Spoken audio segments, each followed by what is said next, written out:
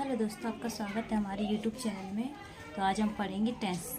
इसका पहला पार्ट अपन पढ़ चुके हैं, प्रेजेंट सिंपल टेंस। तो आज इसका दूसरा पार्ट है प्रेजेंट इंडेफिनिट टेंस। तो इसकी परिभाषा है, जिन वाक्यों के अंत में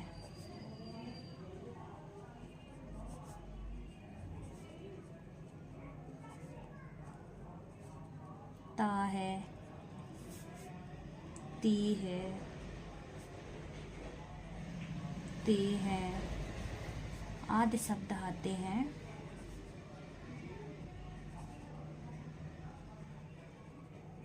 उन्हें प्रेजेंट इंडेफिनिट टेंस के वाक्य कहा जाता है। तो प्रेजेंट इंडेफिनिट को हम शॉर्ट में लिखेंगे PIT के वाक्य कहा जाता है।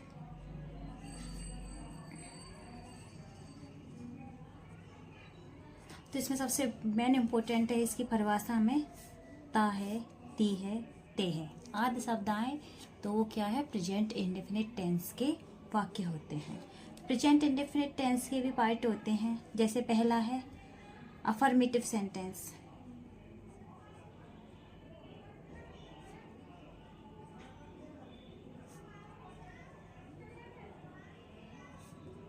अफर्मेटिव सेंटेंस में क्या होता है, एक वचनकर्ता के साथ एस या ES का प्रयोग करते हैं तथा बहुवचनकर्ता के साथ हम कुछ नहीं लगाते हैं, और इसमें हेल्पिंग वर्ब का यूज नहीं किया जाता है, सिर्फ अफर्मेटिव सेंटेंस में। तो इसकी डेफिनेशन हम लगाएंगे, इस प्रकार के वाक्यों में एक वचन यानी कि सिंगुलर पर्सन के साथ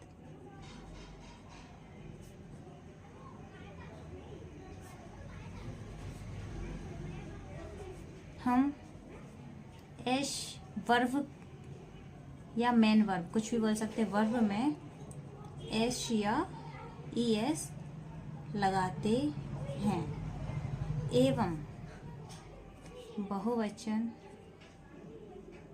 कर्ता के साथ हम वर्ब में कुछ नहीं लगाते हैं, जैसे का तैसा टेंस लिख देते हैं।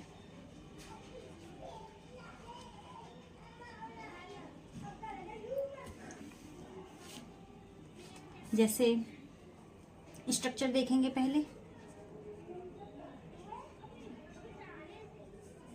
सब्जेक्ट प्लस हेल्पिंग वर्ब इसमें लगाते नहीं हैं, मेन वर्ब प्लस एस या ES किसके लिए, सिर्फ एक वचनकर्ता के लिए, plus object plus other word. अगर है तो अदर वर्ड लिख दो, नहीं है तो कोई बात नहीं, आगे बढ़ो। अब एग्जाम्पल,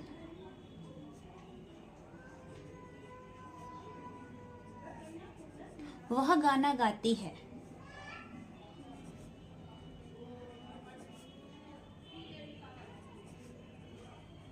वह कौन है, लड़की है, लड़की के लिए क्या लगाएंगे, सी।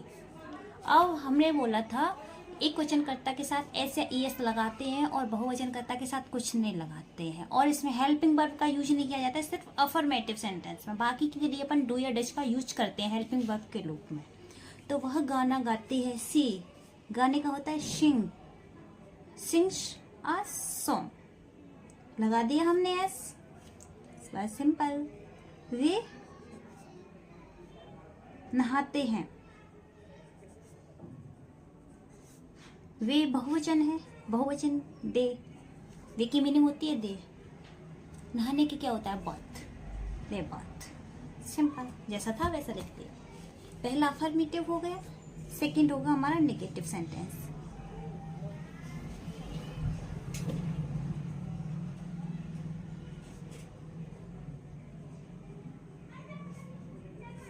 इस प्रकार के वाक्यों में नहीं शब्द आता है, इस प्रकार के वाक्यों में नहीं, मेन इंपॉर्टेंट क्या है, नहीं शब्द। नेगेटिव में हमेशा नहीं शब्द आता है। जिसकी अंग्रेजी हम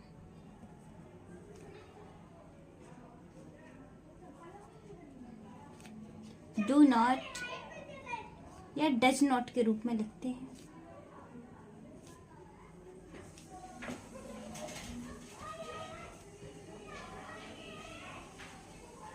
अब इसमें समझने वाली बात यह है कि इसमें हेल्पिंग वर्ब का यूज हो रहा है। डू हेल्पिंग वर्ब है, डज हेल्पिंग वर्ब है। डज का प्रयोग कब करते हैं? जब एक वचन होता है। और डू का प्रयोग कब करते हैं? जब एक वचन। जैसे हमने इसमें पढ़ा था कि एक वचन के लिए एस या ई एस लगाते हैं, तो यही समझो कि हम एक वचन के लिए डू में ई एस या एस लगा रहे हैं। बस सिंपल ट्रिक याद करने की इसको। से डू नॉट क्या होता है बहुवचन के लिए, और डज नॉट एक वचन के लिए। इसका स्ट्रक्चर देखेंगे हम। स्ट्रक्चर में पहले subject plus helping verb plus not, कोष्टक में कर देंगे दोनों के लिए, डू नॉट या does not plus main verb plus object plus other word. अब इसका एग्जाम्पल देखेंगे हम।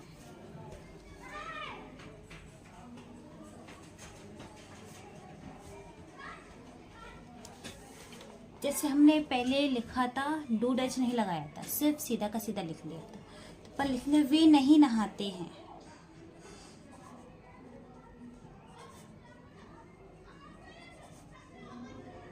वे के लिए क्या हो जाएगा? दे।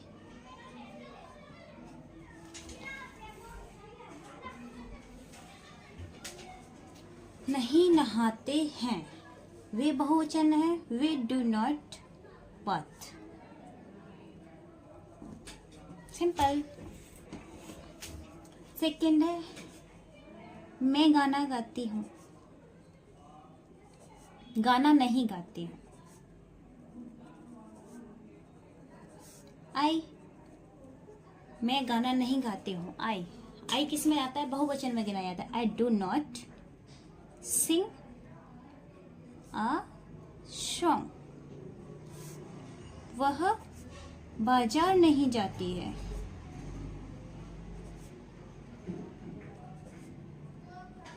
ही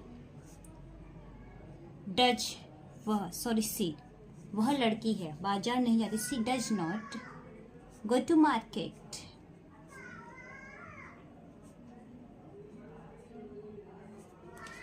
अपना सिंपल हो अफर्मेटिव सेंटेंस हो गया, उसके बाद नेगेटिव हो गया। Number C interrogative sentence.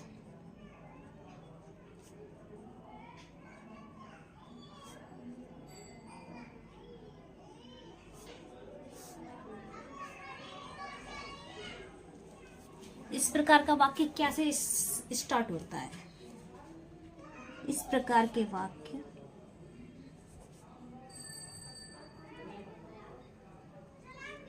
इस प्रकार के वाक्यों की शुरुआत क्या शब्द से होती है?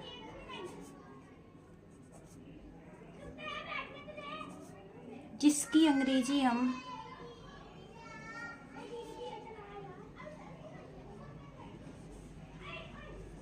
हेल्पिंग वर्ब यानी कि डू या डज को सब्जेक्ट से पहले लगाकर लिखते हैं। हेल्पिंग वर्ब यानी कि डू या डज को सब्जेक्ट से पहले लगाकर लिखते हैं। जैसे डू का प्रयोग बहुवचन के लिए करेंगे हम, और डच का प्रयोग एक वचन के लिए करेंगे। इसका स्ट्रक्चर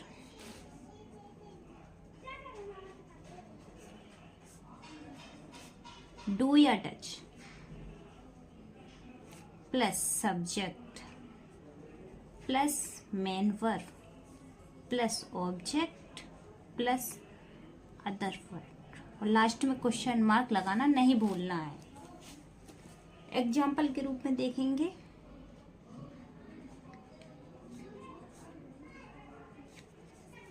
जैसे हमने कहा था वे नहीं नहाते हैं, या फिर नहाते नहीं है, कुछ भी लिखो, नो प्रॉब्लम। तो क्या वे नहाते हैं?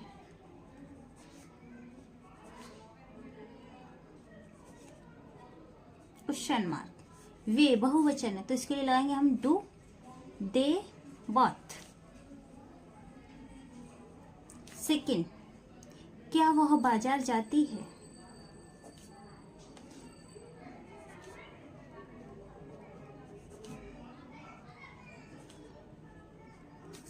Does he go to market? तीसरा, क्या मैं गाना गाती हूँ?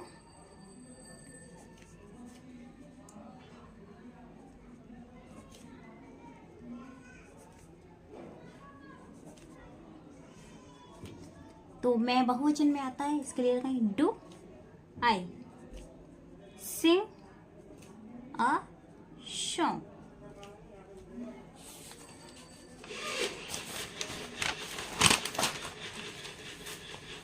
अब हमारा नेक्स्ट है डबल इंटरोगेटिव सेंटेंस। डी,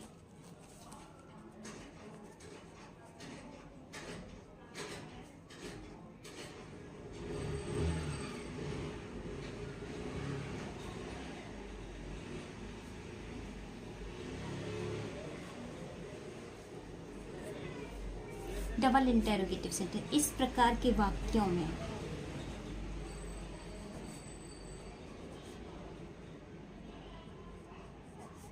कब, क्यों, कैसे, कहाँ, कितना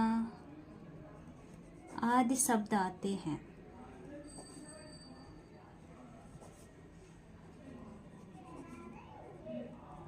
जिसकी अंग्रेजी हम हेल्पिंग वर्ब से पहले लिखते हैं उसकी खुद की मीनिंग के रूप में।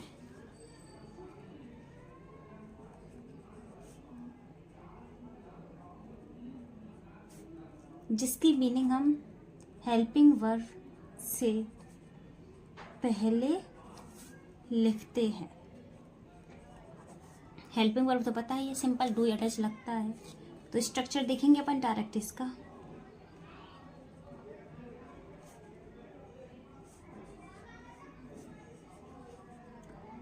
Question word plus helping verb plus subject plus main verb plus object plus other verb plus question mark लगाना इम्पोर्टेंट है। एग्जाम्पल,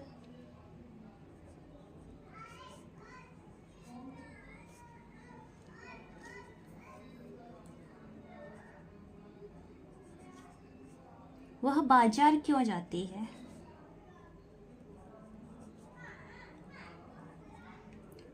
क्यों, वाई। मीनिंग लिख दिया, क्वेश्चन वर्ड की मीनिंग लिखनी थी। क्वेश्चन वर्ड क्या है इसमें? क्यों। क्यों का मीनिंग होता है वाई। वाई हेल्पिंग वर्ब क्या लगाएंगे इसमें? वह बाजार जाती है, एक क्वेश्चन है। Why does he go to market?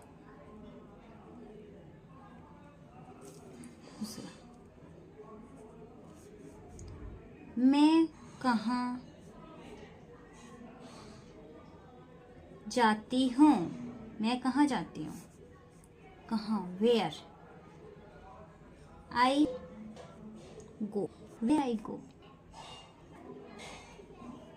Sorry I where does I go. Thank you. आज की वीडियो के लिए इतना काफ़ी। नेक्स्ट पार्ट देखने के लिए हमारे चैनल को सब्सक्राइब करें और बेल आइकन जरूर ऑन करें। धन्यवाद।